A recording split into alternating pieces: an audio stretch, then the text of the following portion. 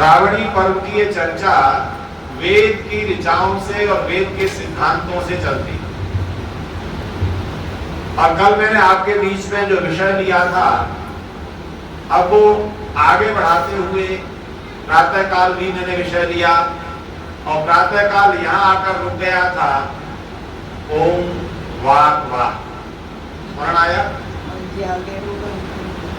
और इसका अर्थ मैंने आपसे भी पूछा और ऋषि का जो उद्देश्य है, क्योंकि कल सायंकाल हमने भारत की परंपरा का वर्णन किया, ऋषि प्रधान और कृषि प्रधान।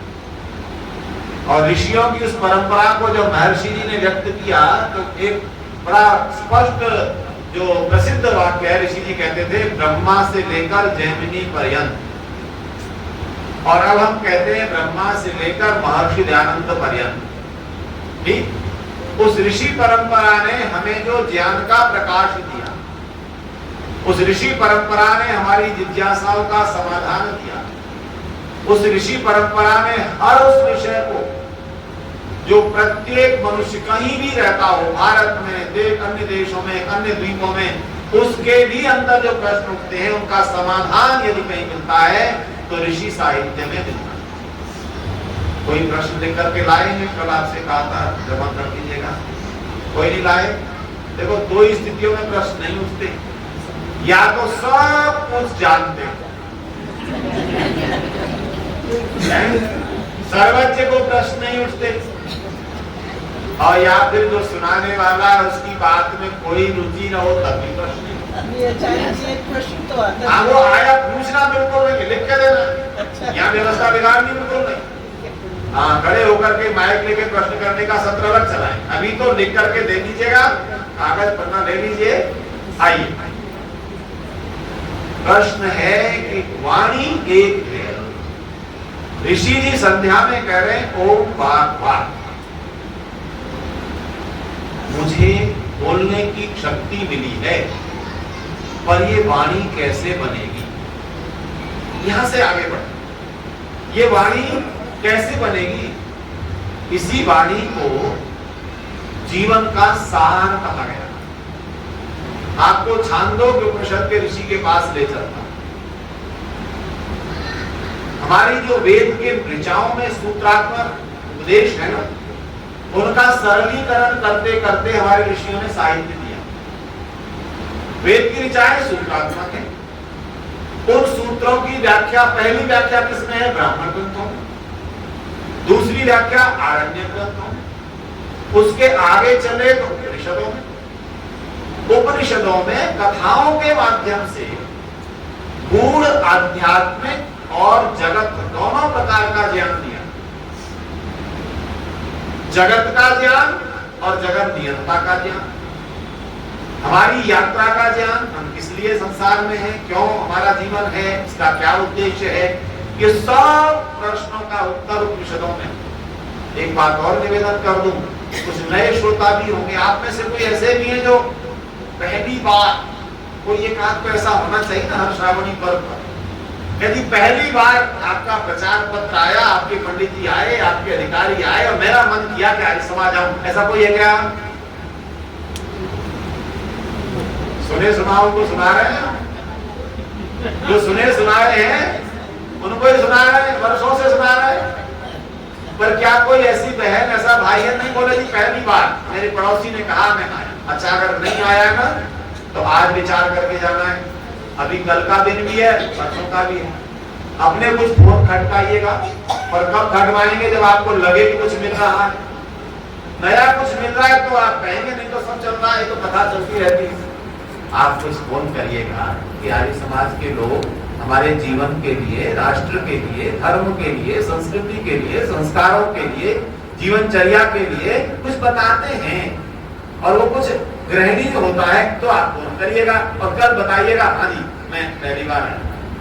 ये परंपरा संरक्षक महोदय, मेरे मंत्री जी, प्रधान जी, मैंने नाम नहीं लिया, ये अधिकारियों का सोचेंगे आपको मैंने हमारे नाम लिया।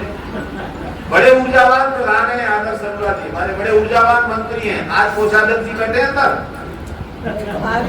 बाहर व्यवस्थाएं संभालते हैं। चलिए, मैं निवेदन कर रहा हूं, उपनिषद में ऋषि के पास जिज्ञासु प्रश्न लेकर जाते हैं। जिज्ञासुओं के प्रश्न कैसे हैं? आपके प्रश्न उससे प्रेरित हो सकते हैं। कैसे? पहला प्रश्न लेते हैं, ऋषिवर हमें आत्मज्ञान दीजिए। इसका ज्ञान दीजिए, आत्मज्ञान, मैं क्या हूं, मेरा क्या स्वरूप है। और दूसरा प्रश्न प्राय होता है, अभी बड़ा सुंदर भजन गा रहे थे, हाथ पकड़ लो मेरा प्रभु, मैं आपको पाना चाहता हूं। पर जैसे ही आप ऋषिदानंद के पास आएंगे, ये ग्रंथ रखा है सत्यार्थ प्रकाश, इसमें ऋषिदानंद जी सप्तम समोल्लास में कहते हैं, एक बहुत बड़ी समस्या का समाधान कर दिया है। क्या? ईश्वर को प्राप्त करने के लिए परेशान मत होइए, क्योंकि वह परमात्मा सदा सर्वदा से सभी को प्राप्त है। क्या कह रहे हैं ऋषिवर? ऋषिवर कह रहे हैं, वह प्रभु सभी को, आप में बाहर रहने वाले जो नहीं आए उनको, सबको सदा सर्वदा से, क्या है ये? सदा सर्वदा से प्राप्त है। पर बड़ा अभागा मनुष्य है, प्राप्त वस्तु का भी दर्शन नहीं कर पाता, प्राप्त सत्ता को भी अनुभव नहीं कर पाता, प्राप्त प्रियतम को भी नहीं देख पाता, प्राप्त रक्षक के रक्षा कवच को नहीं देख पाता। तो क्या है मेरा? हमारा आपका सबका प्रियतम है, वह कवच है, वह हमारी सुरक्षा के लिए वहां भी खड़ा है पहले से, जहां कोई सुरक्षा का व्यक्ति सुरक्षा कवच का नहीं, वहां भी वो खड़ा है। इसी के लिए ऋषि जी ने कहा, वह सदा सर्वदा से सभी को प्राप्त है। समस्या क्या है? समस्या है क्या? परंतु अज्ञान अंधकार के आवरण के कारण उसकी प्रतीति नहीं हो पाती। तो क्या कार्य बच गया हमारा? प्रभु को प्राप्त करने के लिए भागने की आवश्यकता नहीं। हमारे और उसके बीच में जो आवरण है, आप मेरे सम्मुख बैठे, मैं यहां बैठा हूं, जो बड़े मंच होते हैं ना, इन पर प्रदर्शन होना होता है, पूरी टीम आती है, वहां एक काला पर्दा लग जाता है। पर्दे की वैसे ही आता है, पर्दा रुक जाता है, पीछे क्या तैयारी हो रही है आपको नहीं पता, अचानक पर्दा हटता है, फिर पता लग जाता है आपको कौन कौन है। हमारे परमात्मा के बीच में एक पर्दा लग गया, और वो पर्दा बड़ा महीन है, बहुत मोटा भारी नहीं है, वो महीन सा पर्दा है। इसके कारण है जो आत्मा के लक्षण थे ना 6, महर्षि गौतम ने न्याय दर्शन में बताए। क्या बताए? आत्म तत्व और अनात्म तत्व कैसे पता लगे? आत्म तत्व क्या है, अनात्म तत्व क्या है, आत्मा कहाँ है, कहाँ नहीं है। तो ऋषियों ने बड़ी समाधान दिया है ना। क्या समाधान? इच्छा, जहां इच्छा होती है वहां आत्मा है। इस माइक को खूब ऑन करके रख दीजिए, अगर ये शाम तक बता दे आपको, करे भाई कोई तो आओ मेरे सामने बोलने के लिए, ये कहता कभी? क्यों? क्योंकि यहाँ आत्म तत्व नहीं है। पर मुझे बिठा दीजिए और आप कोई मत आइए, मैं कहूंगा सलूजा साहब कोई तो किसको सुनाओ।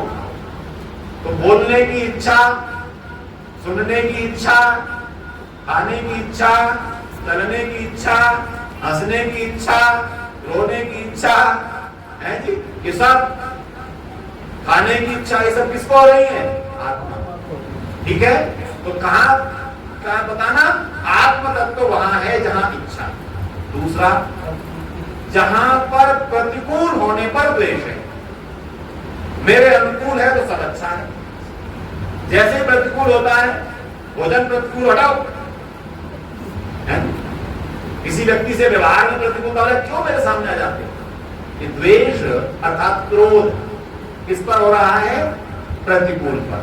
प्रयत्न, प्राप्त करने का प्रयत्न है, हम पुरुषार्थ कर रहे हैं, ये मिले ये मिले ये मिले, आवाज देखते जाना हम क्या पुरुषार्थ कर रहे हैं और क्या करना चाहिए, वहां पर ले जाना चाहूंगा। क्योंकि बात वाक पर चली है तो आगे बढ़ गई है।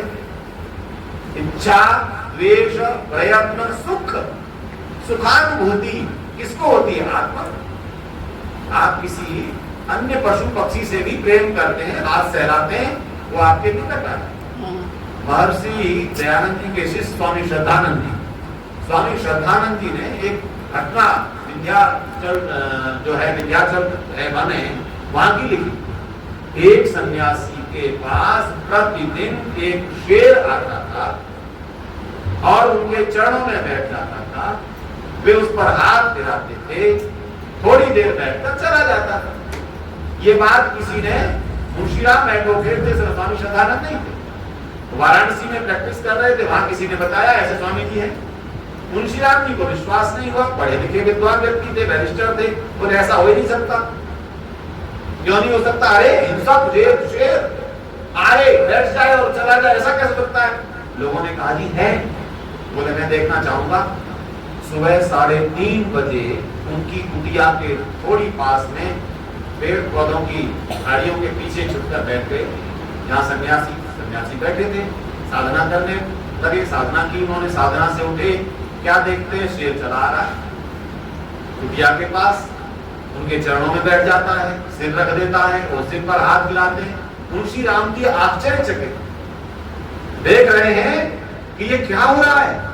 तो मुंशी राम जी ने देखा, अब वो शेर चला गया, स्वामी जी के पास आया। स्वामी जी महाराज ये कैसा दृश्य मैं देख रहा हूं, असंभाव्य। स्वामी जी ने कहा इसमें कोई विशेष बात नहीं। क्या बात है? बोले कुछ समय पहले की बात है, कुछ वर्ष हो गए, मैं जंगल से भ्रमण करके आ रहा था, मुझे इस शेर की कराहने की आवाज सुनाई पड़ी, ये खड़ा हुआ था। अब मुझे भय भी लगा, शेर है। फिर अंदर से सन्यासी का भाव, अरे इसकी देखना चाहिए क्या कष्ट है। मैं पास चला गया, देखा इसको किसी ने गोली मारी थी और इसके पैर में बहुत भयानक चोट, और ये शरीर में ऊपर नहीं लगी, पैर में लगी। मैंने देखा, उस गोली को निकाला, इसके आंसू आ रहे थे। मैंने वहां से जड़ी बूटी लेकर के इसके पैर में बांधी, जो इसको घाव को ठीक कर दिए। अपना कपड़ा था उसी को बांध दिया। दूसरे दिन फिर आया, फिर उसमें दवाई बांधी। 3-4 दिन में ये ठीक हो गया। जब मैं इसकी सेवा कर रहा होता था तो यह मेरी गोद में सिर रख देता, इसे लगता था कि मेरी कोई सेवा कर। और उसके बाद प्रतिदिन मेरे पीछे चला आया, उसके लिए आ गया, कुटिया में धरा, मैंने कहा जाओ, चला गया, प्रतिदिन आता है। और ये सत्य घटना लिखी मुंशी राम जी ने। आप बताइए, आत्मा जिस कार्य के लिए संसार में आता है, कहते हैं अहिंसक प्राणी भी आध्यात्मिक व्यक्ति के सामने हिंसा छोड़ देता है, ये सत्य है। तो हमें क्या करना है? हमें ऐसा अध्यात्म चाहिए कि जो स्वभाव से हिंसक हैं वो भी हिंसा छोड़ दें। ये हमारे आपकी सामान्य बात हो रही है, ध्यान रखना। ये हमें और आपको व्यवहार लाना है। राजा जब राष्ट्र को चलाता है, यदि वो यही प्रयास करेगा तो कैसा हो जाएगा? जैसा सम्राट अशोक की अहिंसा के बाद हो गया, उसकी बात में नहीं कर रहा। हम सबको व्यक्तिगत जीवन को ऐसा प्रेम युक्त बनाना है, ऐसा आध्यात्मिक बनाना है। तो कैसे बनेगा? फिर आता हूं अपने मूल पर, वाक वाणी को वाणी बनाना। कैसे बनेगी वाणी? वाणी के पहले दोषों को जानो। वाणी के दोष क्या है? सबसे पहला दोष है पारुष्य। पारुष्य कहते हैं कठोरता। वाणी में कठोरता दोष है। और दूसरा दोष है, वैसे से पहले भी ले सकते हैं आप, मिथ्या बोलना। वाणी से मिथ्या बोलना, और मिथ्या के कई कारण होते हैं। कई बार हम स्वार्थ से मिथ्या बोलते हैं, कई बार हम किसी बड़े व्यक्ति को प्रसन्न करने के लिए मिथ्या बोलते हैं। वाणी का एक गुण है विनयशीलता, विनम्रता, और दूसरा इसका बहुत निकट रहने वाला एक गुण है चाटुकारिता। उसे गुण कह रहा हूं, दोष नहीं कह रहा है। वाणी के साथ वो जुड़ा हुआ है, वो है चाटुकारिता। और ये दोनों आस पास रहते हैं, हम समझ नहीं पाते विनयशील है या चाटुकार है। ध्यान देना, ये बात कब तक नहीं बनती, विनम्रता तो हो इसमें परंतु चाटुकारिता न। विनयशीलता और चाटुकारिता में बहुत महीन सी दीवार है। विनम्रता निस्वार्थ स्वभाव से सबके साथ व्यवहार करना, हमारा असली स्वभाव कब पता लगता है। कुछ लोगों को मैंने देखा सत्संग में बहुत बड़े विनम्र, साधुओं के साथ बहुत विनम्र, बड़ों के साथ बड़े विनम्र, परिवार में विनम्र। असली देखना हो ना, जिस कार्यालय को वो चलाते हैं, उनके अधीन जो लोग कार्य करते हैं, उनके सेवक जो गाड़ी चलाने वाला, भोजन कराने वाला, उनके साथ जब व्यवहार देखोगे। एक मेरे नगर में व्यक्ति बड़े व्यापारी हैं, उच्च कई करोड़ों का उनका व्यापार है, हमेशा हमारे साथ डॉक्टर साहब। एक बार तो उनके साथ जा रहा था, गाड़ी ड्राइवर ने कुछ गलती की, फटाक से मारा उसको। मैंने कहा चाणक्य को नहीं पढ़ा? चाणक्य ने नीति शास्त्र में लिखा है, जो अपने सेवक, पाचक, चिकित्सक, चालक इन सब पर कठोरता दिखाता है, उसका जीवन खतरे में है। चाणक्य ने लिखा है, शरीर को, जीवन को बचाना है ना, तो विनम्रता का भाव इनके साथ ही सबसे पहले होना चाहिए। तो हमारी विनम्रता का पता लगता है कि वास्तव में स्वभाव से है या दिखावट है। तो वाणी कह रही है, वेद कह रहा है, प्रभु कह रहे हैं, वाक वाक मेरी वाणी वाणी बन जाए। अच्छा, आप लोगों में से कोई याद रखता है मैंने चलाई कहां की बात और पहुंच कहां गया है? मैं तो कह रहा था उपनिषद के ऋषि की बात। हाँ, वो तो बात शेर की तो खत्म हो गई। उपनिषद के ऋषि के पास पंचम प्रपाठक छांदोग्य उपनिषद को जिज्ञासु पहुंचते हैं, कहते हैं ऋषिवर हमें आत्मज्ञान दीजिए। ऋषि जी कहते हैं अच्छा ऐसा करो, आप कुछ महीने मेरे आश्रम में रहोगे, यहाँ का भोजन, यहाँ का वातावरण उसमें अनुकूल हो जाओ, फिर आप आना। अगर ये बात आज के समय में हम आपसे नीचे कह दें कि आप आध्यात्मिक उपदेश सुनना चाहते हैं तो पहले नैनीताल आइए, और नैनीताल से 60 किलोमीटर ऊपर बेताल घाट, जहाँ पर बहुत सरल स्वभाव है, न कोई बाहर की तामझाम है, नदी किनारे विनय विद्यालंकार में रहता हूँ, वहाँ पर कुछ कुटियां बनाएंगे और 1-2 महीने रहेंगे, फिर उपदेश शुरू करेंगे। कौन कौन तैयार है आप में से आने? 1-2 महीने रहेंगे, तब तक कोई उपदेश नहीं। कोई तैयार है क्या? पर आपको बताऊं मैं, देखिए एक हाथ उठा, मेरा उत्साहवर्धन किया आपने, बाबू बहुत धन्यवाद। हाँ जी, प्राचीन काल में सभी जिज्ञासु जन अपने कार्य व्यापार से इतना समय अवश्य निकाल कर रखते थे कि वर्ष में कुछ माह कहाँ जाते थे? ऋषियों के आश्रम, अथवा ऋषियों को नगरों में बुलाकर। तो ये परंपरा थी। तो क्या मिलता था? मिलता ये था कि जीवन की यात्रा में हर पल आनंद रहता है। व्यापार में लाभ हो जाए तो आनंद, हानि हो जाए तो आनंद। ये दोनों भाव बनाने के लिए कहाँ रहना आवश्यक है? घर में तो मसालों का बढ़िया स्वादिष्ट भोजन करते हो, हमारे यहाँ नमक नहीं मिलेगा, नहीं, उबली हुई सब्जियां मिलेंगी। यदि हमने अपने शरीर को उस तपस्या के लिए तैयार किया है तो आत्मज्ञान होगा। तो ऋषि के पास गए, अब बात आती है 1 महीने के बाद आए, ऋषि जी से पूछा, ऋषिवर अब तो आत्मज्ञान दीजिए। ऋषि ने कहा अच्छा ऐसा करो, ये 100 कौवे ले लो मेरी, 100 कौवे, और इनको लेकर जंगल में चले जाओ। ध्यान देना है, उपनिषद की घट कथा है। जंगल में जाओ, और जब ये 1000 हो जाए, क्या कहा ऋषि ने? जब ये 1000 हो जाए तब लौट करके आना, तब आपको उपदेश देंगे। आधे जिज्ञासु तो लौटकर अपने घर चले गए, बोले ऐसे महाराज नहीं चाहिए। लेकिन जो वास्तव में जिज्ञासु थे वो गए, और आपको आश्चर्य होगा, उपनिषद का ऋषि लिखता है, वो श्वेत केतु है ना, और भी कई नाम है, वो गए और कौवे जब 1000 हो गई तो लौटकर आए। ऋषिवर ने कहा कोई उपदेश? गुरु के चरणों में सर रखा, सब प्राप्त हो गया। कैसे प्राप्त हुआ? कैसे प्राप्त हुआ? जैसे ही जीवन का हमारा स्वभाव बदलता है, कैसा जीवन जीते थे और कैसा जिया, तो अनेक प्रश्नों का उत्तर स्वतः प्राप्त होता है। तो हमें अपने प्रश्नों का समाधान चाहिए, तो पहला कार्य क्या करना है, यहाँ से ऋषि जी ने प्रारंभ किया है। कितने बड़े ऋषि जीवन विज्ञान के दृष्टांत क्या कह रहे हैं, पहली शुरुआत कहां से करो, बात अपनी वाणी को वाणी बनाइए। वाणी क्या है, इसी प्रश्नावली को छांदोग्य उपनिषद में कहा, इस समस्त जगत का सार क्या है। पूज्य स्वामी दीक्षानंद जी महाराज, मुझे अवसर मिला है उनके चरणों में वेद पाठ करने का। अनेक वर्षों तक बड़े बड़े उनके यजमान होते थे। हम लोग जोधपुर स्वामी जी के साथ गए, जयपुर स्वामी जी के साथ गए। स्वामी जी की वाणी का जो उपदेश था वो आज भी चित्त पर बैठा। कैसी खोज की वाणी, कैसा ऋषि तुल्य उनका। वो मैं क्यों कह रहा हूँ, क्यों याद कर रहा हूँ, क्योंकि उनका उपदेश भी वाणी पर होता था। आज उसी को स्मरण करा। स्वामी जी महाराज ने उपदेश जब मैंने 1994-93 में उनसे स्वामी से सुना, वो आज तक मेरे चित्त पर बैठ गया। उसको एज इट इज कई बार सुनाया, आपको सुना। क्या, इस समस्त जगत का सार तत्व क्या है,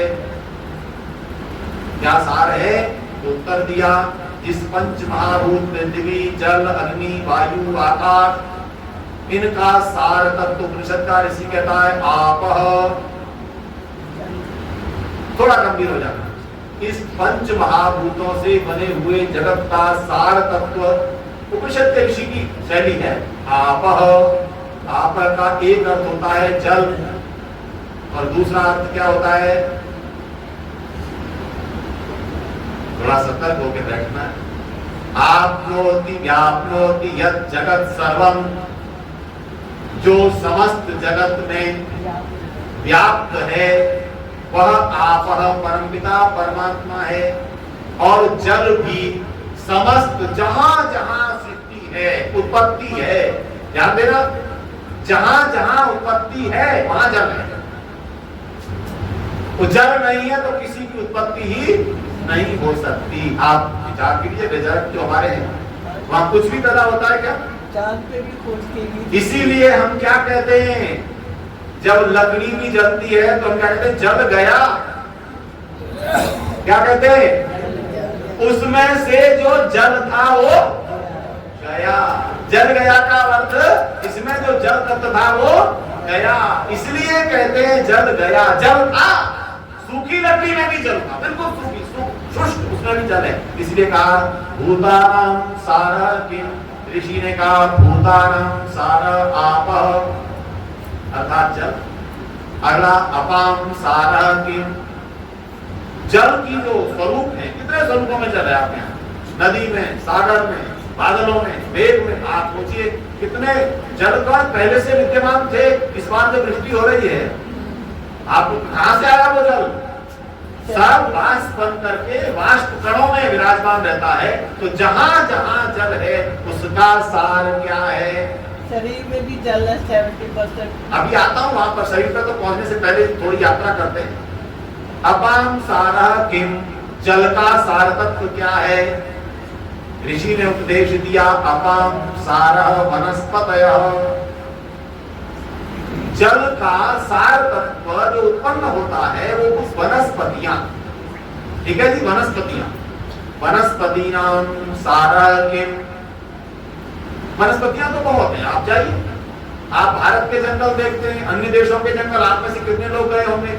मैं भी हैम्पशायर स्टेट में था, यूएस के हैम्पशायर में सैकड़ों किलोमीटर निकल जाइए, आपको जंगल जंगल जंगल से कुछ नहीं मिलेगा, कोई नगर नहीं, कोई आवाज नहीं, जंगल, और इतने हरे भरे जंगल हैं। अन्य देशों में आप जाते हैं, ऑस्ट्रेलिया में बहुत बड़ा जंगल होता है, तो उसमें अनेक वनस्पतियां हैं।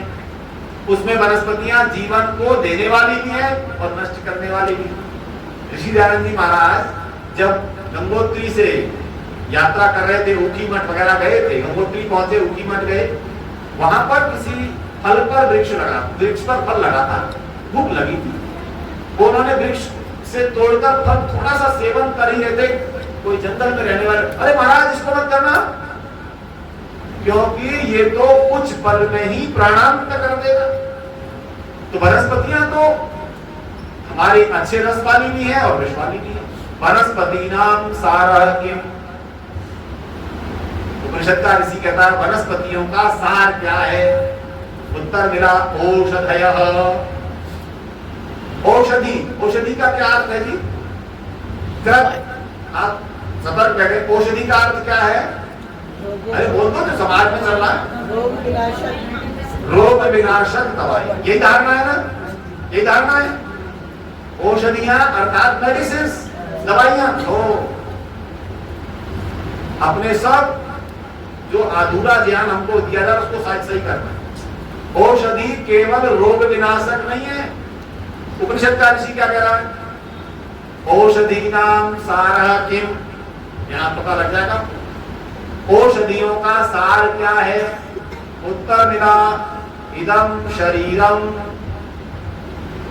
ये शरीर किससे बना है? औषधियों से बना है। इसीलिए आयुर्वेद केवल रोग का उपचार करने की विधा नहीं है। अन्य जितनी चिकित्सा पद्धतियां हैं वो रोगी बनने पर स्वस्थ करती हैं, और हमारी पद्धति क्या कहती है? आयुर्वेद। अरे शब्द में सब कुछ छुपा है। आयु का ज्ञान। आयुर्वेद रोग की चिकित्सा पद्धति नहीं है। इसीलिए उपनिषद का ऋषि का औषधि नाम सारः किम, औषधियों का सार क्या है? इदम शरीरम। अब जरा अपनी इस शरीर प्रक्रिया पर हम विचार करें। ये शरीर औषधियों का सार है। अर्थात आप कहां से ला रहे हैं? पंच महाभूत, महाभूतों से जल, जल से वनस्पतियां, वनस्पतियों से औषधियां, औषधियों से ये हमारा शरीर बना है। अब क्या हम लोग इस विज्ञान को थोड़े से वो नहीं जान सकते? जानना है क्या? हमारे शरीर में जो हम भोजन करते हैं उसके 7 तत्व बनते हैं। 7 तत्व बनते हैं। पहला रस, दूसरा रक्त, तीसरा अस्थि, अस्थि में मज्जा होती है, अस्थि, चौथा मज्जा, पांचवा मेद, इसको क्रम बदल देना, मेद पहले फिर मज्जा, मेद, मज्जा और शुक्र, और 7वां ओज। कितनी धातु बनती है? 7। ये 7। अब इसमें 7 तत्व क्या है? उपनिषद के ऋषि का कहना है ये सब इंद्रियां ठीक काम करती हों, एक इंद्रिय कार्य न करे, तुम्हारा जीवन यात्रा निरर्थक हो। और यदि इसका एहसास नहीं है तो आप उनसे पूछिए जो बोल नहीं सकते। हमारे आपके संपर्क में ऐसे लोग आते हैं, उनका सब कुछ, आंखें भी हैं, सब कुछ है, लेकिन अपने अंदर के बात को शब्दों में व्यक्त नहीं कर पाते। उससे बड़ा कोई कष्ट है? उपनिषद के ऋषि ने कहा शरीर से सारः वाक्। क्या है जी शरीर का सार तत्व? वाक् है, वाणी है।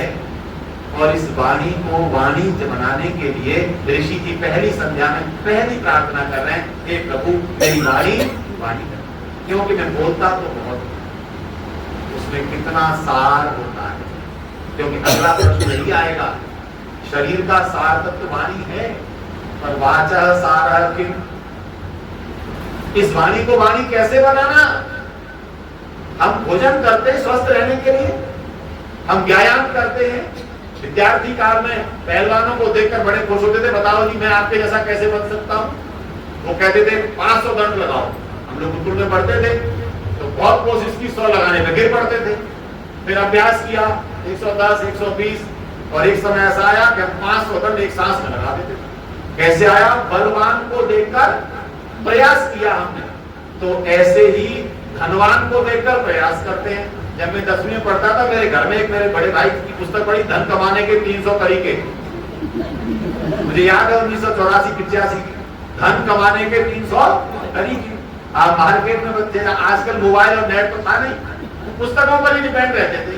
दरियागंज की सड़क पर जाते थे, पुरानी पुस्तकें बिकती थी, उसमें से हर तरह की पुस्तक मिलती थी। तो वहां से एक पुस्तक मेरे भाई ले आए होंगे, धन कमाने के 300 तरीके। मैंने देखा 300 तरीके में से एक ही पकड़ लेते, धन कमाएंगे। तो मनुष्य क्या कर रहा है? धन कमाने का तरीका जान रहा है, बल प्राप्त करने का तरीका जान रहा है कि और सब चीजों का तरीका। आज आप एक चीज ढूंढिए इस पर, शाम तक उसके 500 एडवर्टाइज आ जाएंगे। एआई का कमाल, आपने एक चीज सर्च की, उसकी जगह 500 आपको संपर्क कौन भी आ जाएगा। क्या वाणी को वाणी बनाने के लिए किसी के पास जाने की आवश्यकता है? किसके पास जाना है? अथर्ववेद का पहले कांड का पहला सूक्त क्या कहता है? ओम ये त्रिशब्दः पर्यन्ति विश्वा रूपाणि विद्धतः वाचस्पतिर्बला तेषां तन्नो अद्यर्हातु मे। अथर्ववेद के पहले कांड का पहला सूक्त वाचस्पति सूक्त। जैसे धन के लिए धनपति के पास जाते हैं, बल के लिए बलवान के पास जाते हैं, तो वाणी के लिए किसके पास जाना है हमको? वाचस्पति के पास। और वाचस्पति कौन है? बताओ जरा, मुझे वाणी किसने दी है? वाणी का स्वामी कौन है? आज हमारे अप्रोच बड़ी कमजोर है। हमें किसके पास जाना था, जा कहां रहे? वाचस्पति के पास जो प्रतिदिन बैठता है और उस वाचस्पति की अमोघ वाणी कौन सी है? सनातनियों, कितने सनातनी आज मेरे बीच बैठे हैं? किस किस के घर में वेद हैं? हम सब कहते हैं सनातन की रक्षा करेंगे, सनातन को समाप्त नहीं कर सकता। गुरु गोविंद सिंह जी महाराज ने सनातन की रक्षा की, मेरे वीर जी बैठे हैं पीछे। गुरु नानक देव जी ने सनातन की रक्षा की, गुरु तेग बहादुर जी ने सनातन की रक्षा की। किसने बलिदान दिया जरा बताओ? ज्योति जनेऊ के लिए, सनातन के लिए। और गुरु जी की गुरु ग्रंथ साहिब में वेद को ही अमोघ वाणी कह रहे हैं। किसको कह रहे हैं अमोघ वाणी? वेद, सिर्फ ओंकार। किसकी वंदना कर रहे हैं? एक ओंकार परमपिता परमात्मा की। इसलिए आर्यो, हम वाणी से कमजोर इसलिए हो गए कि वाचस्पति के पास बैठना बंद कर। वाचस्पति के निकट बैठोगे तो किसमें निखार आएगा? वाणी में निखार आएगा। इसलिए वेद मंत्र कह रहा, संध्या कह रही है, पहले क्या करो? वाक। तो कृष्ण ऋषि का भी पूरा नहीं हुआ। वाचा सारा किम, वाणी का सार तत्व क्या है? अब आप लोग जरा उत्तर दे दो। वाणी का सार तत्व क्या है जी? है जी? ईश्वर का गुणगान। और बहुत अच्छा होता है। और अच्छा, हमारे आपके उत्तर बहुत आ जाएंगे। हमारे संरक्षक जी ने उत्तर दे दिया, ईश्वर ने वेद की जो ऋचाएं हमको दी हैं, उन ऋचाओं से उत्तर होगा। वाचा सारः किम, उत्तर मिला वाचा सारः ऋचा। वही उत्तर मिला। वाणी का सार क्या है? ऋचाएं। और ऋचाएं किसे कहते हैं? देखो, शब्दों में सब भरा पड़ा। यदि हम थोड़ा सा खोज कर लें, ऋचा का अर्थ है ऋजुता। ऋचा का अर्थ क्या है जी? ऋजुता। ऋचा क्या सिखाती है हमको? ऋजुता। ऋजुता का अर्थ आजकल हमारी संस्कृत के शब्दों से संपर्क होना बड़ा कम हो गया है।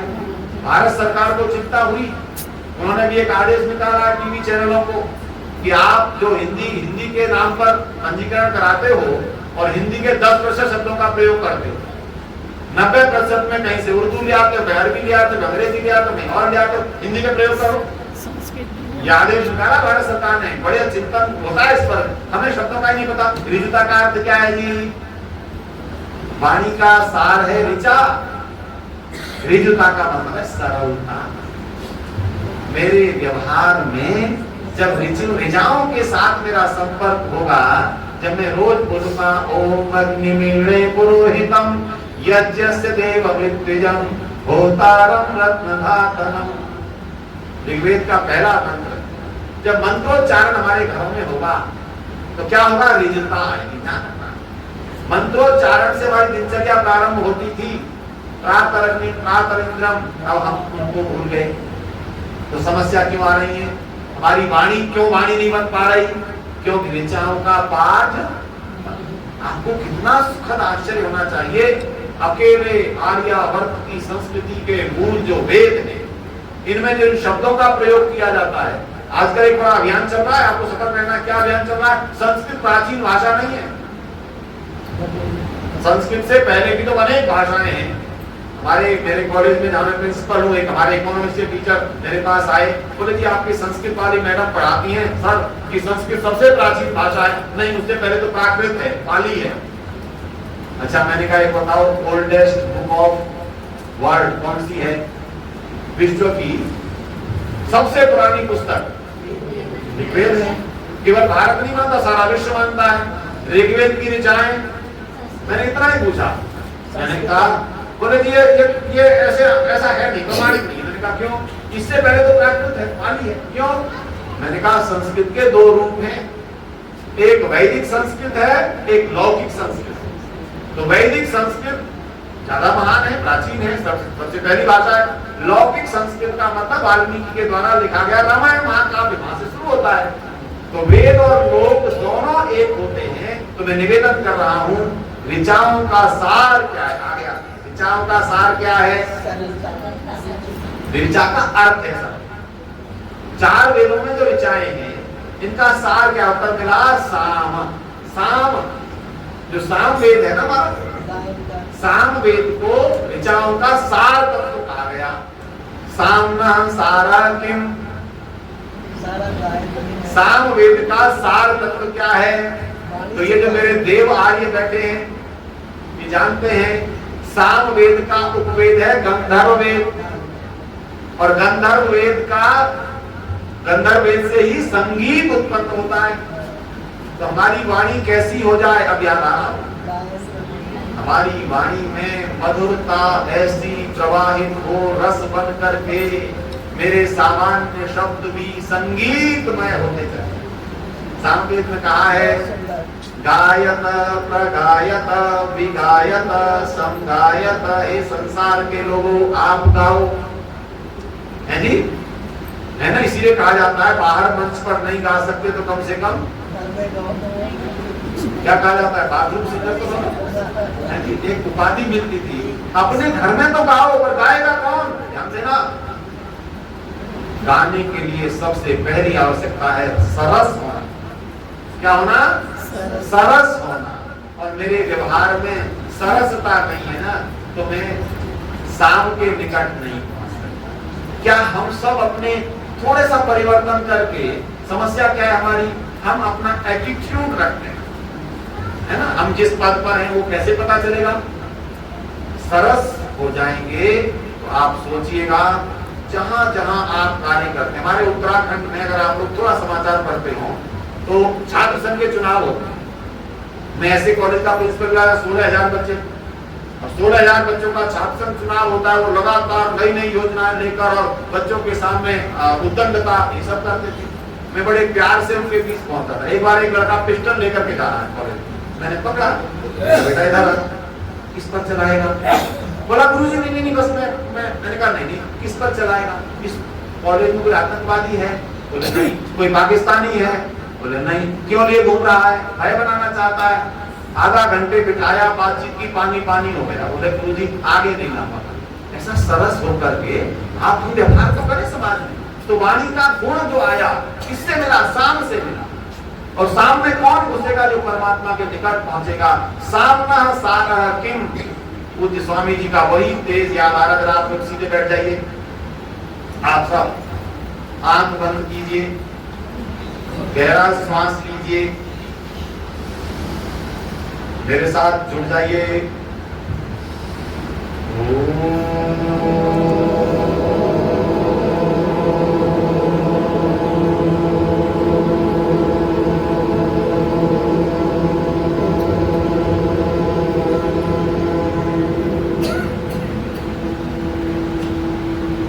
एक बार और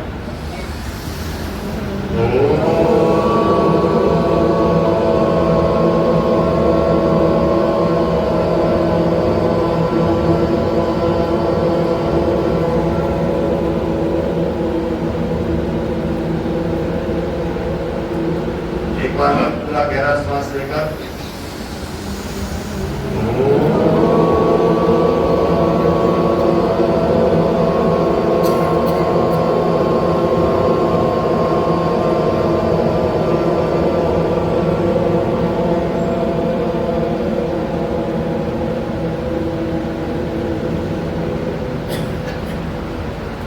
धीरे धीरे आंख खोलिए, वापस लौटिए। आपने सबने इसका मेरे कहने के अनुसार उच्चारण किया। यदि यहाँ नहीं भी मन लगा हो, इस प्रयोग को घर पर करना और प्रातःकाल इस अभ्यास को बढ़ाना। 3 बार से 11 बार, 21 बार, यदि समय है तो 100 बार। आपको पूर्ण विश्वास दिलाता हूँ, जिनको ब्लड प्रेशर हाई रहता है, ये सारी रोगियों का, जिनको तनाव की स्थिति आती है, ओंकार के उच्चारण से उद्गीत जिसे कहा गया, उपनिषद के ऋषि ने कहा सामना सारह उद्गीत। उद्गीत अर्थात नाभि से स्वर को ऐसे गाते हुए जो प्रतिदिन ओंकार का उच्चारण करता है, वह इस वाणी को वाणी बना पाता है। बहुत सुंदर। ये अभ्यास हमारे ऋषियों ने, इस अभ्यास को क्रियान्वित हम नहीं कर रहे, जानते सब हैं। इसको बचाना कैसे? उद्गीत की साधना से, जहां एक और हमारा अंतःकरण सरस बनता है, वहीं शरीर के भी अनेक बीमारियां होती हैं। ये साधना शुरू करनी है हम सब। इसलिए कहा वाणी को वाणी बनाने के लिए उद्गीत की साधना आवश्यक है।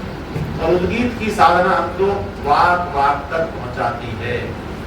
लेकिन थोड़ा सा समय मेरा और है, आगे बढ़ता हूँ, क्योंकि पर एक ही विषय पर टिक गए। अगला है संध्या में प्राणायाम। कपूर साहब, कल मुझे हमारी माताओं ने कहा कि हमें संध्या उपासना तक पहुंचा दीजिए, पर ये बड़ा धीरे चलने वाला उपदेशक बुला लिया यहाँ। अभी तो वाक से पार कर रहा हूँ। आगे है प्राणायाम। प्राण का अर्थ है श्वास लेना, है नहीं? यही है।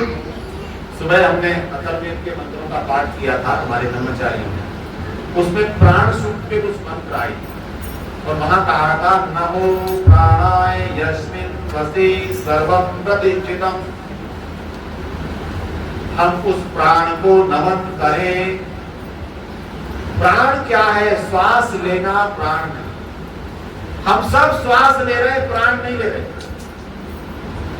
ऋषि जी कह रहे हैं, हे मनुष्यों, संध्या करने बैठे हो, पहली प्रार्थना वाक वाणी को वाणी बनाने की, दूसरी प्रार्थना प्राण को प्राण बनाने की। कैसी प्रार्थना है संध्या में? प्राण मेरा प्राण बन जाए। प्राण के 2 स्वरूप हैं, स्थूल प्राण, सूक्ष्म प्राण। और हम जो सामान्य जीवन जी रहे हैं, इसमें स्थूल प्राण है हमारा चल रहा है, तो आसार ही हमें पता ही। इसको सूक्ष्म बनाने के लिए महर्षि जी ने सत्यार्थ प्रकाश के तृतीय समुल्लास। कल मैंने आप सभी से एक निवेदन किया था, आप आर्य सन्यासियों के व्याख्यान का आज मैं निवेदन कर रहा हूं। ये आर्य समाज में आपके सामने उपलब्ध कराए हुए हैं। आप जितने भाई बहन आए हैं, आप विचार कीजिए, सत्यार्थ प्रकाश पढ़ा कि नहीं पढ़ा? आप स्वयं निर्णय कीजिए। नहीं पढ़ा, इसको ले जाकर के पढ़िए। आज हम लोग सभा में थे, महर्षि दयानंद जी पर भारत के अतिरिक्त अनेक देशों में जब शोध हुए हैं, ऋषि जी के सत्यार्थ प्रकाश को मूल आधार बनाकर ऋषि जी की 300 लेखकों ने जीवनी लिखी है। कितने? 300, भारत के और विदेशों के सब मिला। और वो यही आश्चर्य करते हैं, एक व्यक्ति एक काल में एक पुस्तक में इतने ग्रंथों का प्रमाण देकर, अनेक ग्रंथों का जिनका नाम नहीं लिखा, उनके प्रमाण देकर 377 पुस्तकों का तो प्रमाण है, 377, और इसके अलावा हजारों पुस्तकों का सार है। इस सत्यार्थ प्रकाश के तृतीय समुल्लास में ऋषि जी लिखते हैं, प्राण को प्राण बनाने के लिए प्रतिदिन जो अभ्यास करना। आज आप में से बहुत मुझे कहना, हम तो प्राणायाम करते हैं जी। कौन सा करते हैं? वो विलोम करते हैं। कौन सा करते हैं जी? कपालभाति करते हैं। और कौन सा करते हैं जी? भस्त्रिका करते हैं। ठीक है, वो हठ योग के अंग है, उसको मैं निंदा नहीं कर। हठ योग का मतलब है शरीर के हमारे शोधन के लिए है, परंतु आत्म शोधन के प्राणायाम महर्षि जी लिखते हैं सत्यार्थ प्रकाश में। और केवल सरलता में बता रहा हूं, श्वास को प्रयास पूर्वक बाहर फेंकना, फेंकने क्रिया का नाम है रेचक। बाहर रुकना, बाह्य कुंभक, बाहर श्वास को रोकना, बाह्य कुंभक। फिर जब श्वास अंदर आने लगे तो श्वास को प्रयास पूर्वक का अर्थ है यहाँ पर शनै शनै, मुझे पता चल रहा हो कि मैं प्राण को ले रहा हूं, उसकी क्रिया का नाम है पूरक। ठीक, और फिर उसे श्वास को फेफड़ों तक ले जाना, मूलबंध लगाए रखना, ये पेट पीछे खिंचा रहे, मूलबंध रहे और पूरा जो प्राण वायु है वो फेफड़ों में रोके और उसके माध्यम से शरीर के अंतिम अंग तक पहुंचे। इस क्रिया में इसे कहते हैं आभ्यंतर कुंभक। कितने हो गए? रेचक, बाह्य कुंभक, पूरक, आभ्यंतर कुंभक। कितने प्राणायाम हुए? 4। और एक है स्तंभ वृत्ति, जहां का तहां रोक लेना। इस क्रिया से, अभ्यास से प्रतिदिन प्रातः की संध्या में न्यूनतम 3 बार, यानी बाह्य कुंभक 3 बार, जो रेचन की क्रिया है 3 बार, आभ्यंतर कुंभक इसको 3 बार और स्तंभ वृत्ति 3 बार, न्यूनतम 3 प्राणायाम और बढ़ाते हुए 21 प्राणायाम। आप उसका परिणाम देखिए। जिन साधकों के पास हम बैठते हैं, हमने भी थोड़ा बहुत अभ्यास किया, उसके बाद प्राण पर हमारा नियंत्रण हो जाता है। आप जिसके मालिक हैं उस पर नियंत्रण आपका होना चाहिए। आपके घर में जो संपदा है उसके सब पासवर्ड आपके पास है। इस जीवन का पासवर्ड किसी और को मत सौंपे। इस जीवन का पासवर्ड हमने किसी और को सौंप रखा है ना? किसको? जब आएगी चली जाएगी, साथ चली जाएगी, हम क्या कर सकते हैं? हम इस जीवन को जीने वाले बनेंगे तो क्या होगा? प्राणायाम, प्राणायाम। दूसरा कदम केवल पहुंच रहा हूं। प्राण को प्राण बनाने के लिए इस अभ्यास को प्रतिदिन करना। और कब कर पाएंगे? जो सुबह कल कहा था मैंने, न्यूनतम 1 घंटा सुबह और 1 घंटा शाम। आपके पास 24 घंटे हैं, 24 घंटे को बढ़ा तो नहीं सकते, पर 24 घंटे को मैनेज कर सकते। आज हमारा मैनेजमेंट बहुत डिस्टर्ब है, बहुत परेशान। कारण क्या है? अव्यवस्थित है। टाइम मैनेजमेंट नहीं है जी, फैमिली मैनेजमेंट दिक्कत है, लाइफ मैनेजमेंट में दिक्कत है। हाँ, मैनेजमेंट अच्छे चल रहा है। कौन से? बिजनेस मैनेजमेंट, इवेंट मैनेजमेंट, वो ठीक चल रहे हैं। और ये लाइफ मैनेजमेंट गड़बड़ा हुआ है कि नहीं? इसलिए प्राण को प्राण बनाने के लिए समय प्रबंधन करना, और 1 घंटा मेरे लिए है और किसी के लिए नहीं। क्या हम ऐसा कर सकते हैं? हम जीवन जी रहे हैं, कैसे जी रहे हैं? श्वासें चल रही है, भोजन कर रहे हैं, जैसा दुनिया बह रही है बहे चले जा रहे हैं। क्या इतने लोग आज ये संकल्प लेकर जा सकते हैं, कल से मेरा जीवन मेरे अनुसार चलेगा? हम जीवन के स्वामी हैं, ये शरीर है, मिला है ना? ये यात्रा अविस्मरणीय बन जाए, अगले जन्म जब प्राप्त हो, इतनी तैयारी के साथ हो, है ना? जहां पर आप स्वयं ओम की साधना प्रारंभ करने, और ये निश्चित होगा यदि हमने अभ्यास में लाया। अगले जीवन की तैयारी, इस जीवन में वर्तमान में आनंद के लिए प्राण को प्राण बनाने की प्रक्रिया जो आज मैंने आपको बताई है, इस प्रक्रिया से प्राण को प्राण बनाना। और फिर क्या कहना? जो वेद कहता है, इसी प्राण के वर्ष में समस्त ब्रह्मांड, मैंने कहा था सूक्ष्म बनाना। आप कभी कभी देखते होंगे किसी व्यक्ति के सामने आने पर हम स्वतः उसके प्रति ऐसे समर्पित हो जाते हैं, कैसे इनसे बात हो जाए। क्या है? उनका प्राण सूक्ष्म हुआ और सूक्ष्म प्राण हमको आकर्षित करता है, और किसी किसी को देखते लगता है इससे तो पिंडा छूटे लगता है, इसका तो फोन भी ना आ जाए, ये कहीं सामने ना पड़ जाए। ये क्या है? ये प्राण है सब कुछ।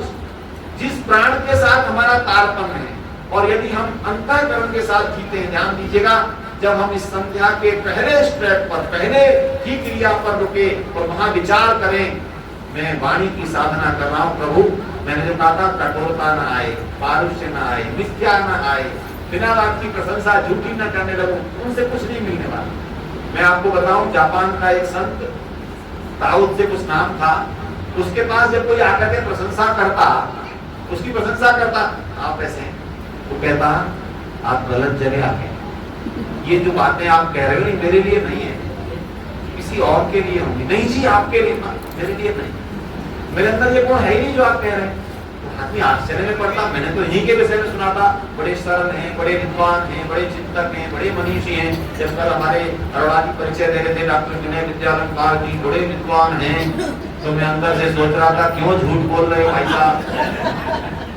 मेरे अंदर से भाव आ रहा था, मैं कहाँ का विद्वान, मैं तो उस ऋषि का शिष्य हूं, ईमानदारी से कह रहा हूँ। जिस ऋषि को जब लोगों ने कहा, महर्षि दयानंद सरस्वती, मेरे ऋषि ने कहा देखो यदि मैं गौतम गणास जैमिनी के काल में हुआ होता तो विद्वानों की श्रेणी में, आज विद्वानों का अकाल है, आप मुझे ऋषि कह रहे हो, ये ऋषिवर की विनम्रता है। ऋषिवर कहते हैं मैं गौतम गणास जैमिनी ऋषियों के काल में होता तो विद्वानों की श्रेणी में भी नहीं आता। मैं भी कह रहा हूँ ये तो आज विद्वान कोई है नहीं, इसलिए आप हमें विद्वान बना के बिठा देते हो। हम तो उस ऋषि की सेना के एक छोटे से सैनिक हैं, जहां भी कार्य करते हैं ये रहता है ऋषिवर आप न होते। अच्छा एक बात आज इतना कर देना मुझे, जो जो आर्य समाजी बन गए हैं या आर्य समाज में आते हैं, वैदिक चिंतन से जुड़े हैं, कल लिख करके लाना, यदि मैं आर्य न होता न होती तो क्या होता। क्या लिख सकते हैं आप लोग, लिखेंगे?